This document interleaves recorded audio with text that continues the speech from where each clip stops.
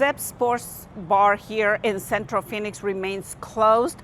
Days after federal agents descended here, I was one of the first ones to arrive. I want to show you the dramatic images that came out of here, what happened, how it unfolded, and what has happened after that. It was an amazing response from our community when we heard of 15 Zips restaurants being raided yesterday across Maricopa County. And what we know from those raids is that they were targeting the hard-working people of Maricopa County.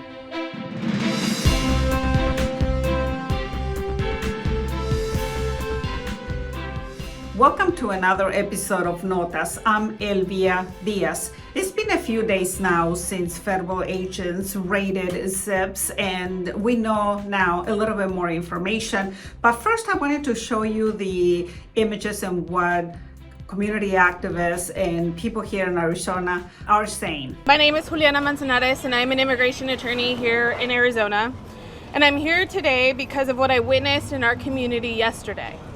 I was working in my office when I heard that there was federal immigration enforcement happening at a Zips location very close to where I work. And I went over because when something like this happens, we show up. When I arrived, there were several federal vehicles parked outside, very close to where we're standing now. The restaurant had already been cleared of patrons, and officers were inside of the building detaining the workers. At first, there was not a large crowd.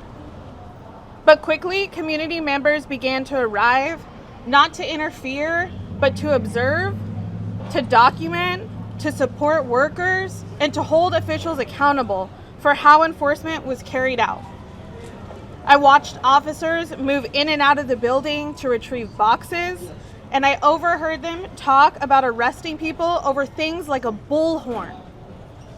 Eventually, workers were being released out of the building, and I spoke with some of them. They were scared, they were shaken, and some were in tears. Everything had happened quickly, and many did not fully understand what was happening. I am Yassamin Ansari. I proudly represent Phoenix, Glendale, and Guadalupe in the U.S. House of Representatives. Our district is comprised of immigrant families from all over the world and U.S.-born American citizens of immigrant descent, far too many of whom are afraid and living in visceral fear of ICE. They are afraid because of the horrors that they have witnessed and experienced and seen all across the United States. Earlier this month, ICE murdered a U.S. citizen, Renee Nicole Good, shooting her multiple times in the face as she attempted to drive away, blocking her from medical care and letting her die. On Saturday, ICE murdered yet another American citizen, 37-year-old Alex Preddy from Minnesota.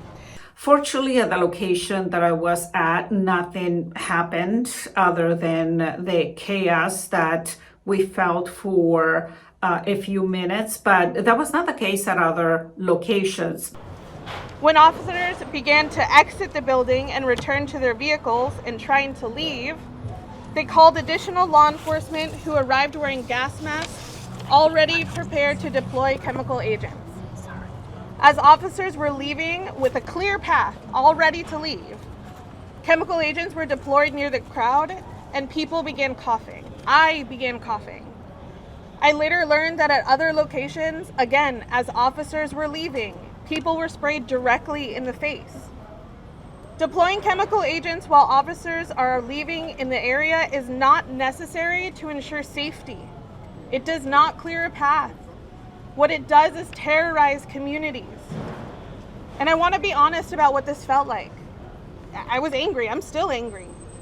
Anger at seeing masked officers carrying out enforcement.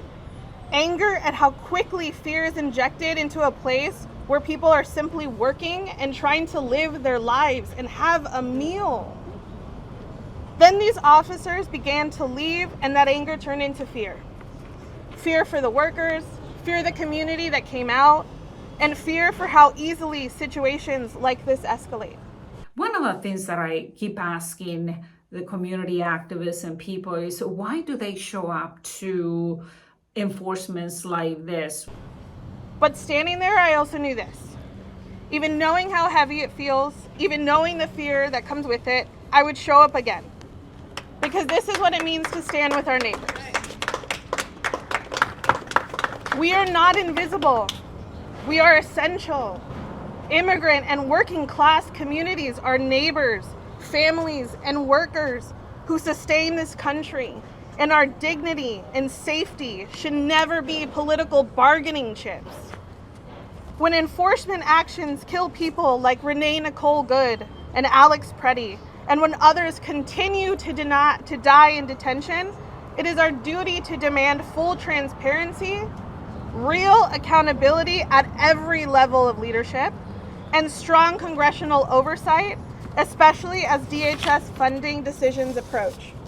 For over a year now, Donald Trump's ICE has been terrorizing my constituents with wrongful detainments, roundups at courthouses where immigrant families are following legal processes, and persistent fear of going to school or work. In Minnesota, ICE is going door to door. They are asking neighbors to tell on each other. They are racially profiling people based on the color of their skin and the language that they speak or the accent that they may have. ICE arrested a DACA recipient here in Phoenix on Christmas Eve while she was Christmas shopping for her families. No agency is above the law, and I have voted over and over again against any funding for ICE because what they are doing is lawless, it is disgusting, it is un-American, and we cannot support it. But the facts right now are very clear. ICE is the most well-funded law enforcement agency in the United States of America. They actually have more funding than many militaries, most militaries around the entire world. They are putting brand new recruits into the field with close to no training, offering them insane salaries and weapons, and playing to hate and fear with propaganda campaigns to drive up officer numbers.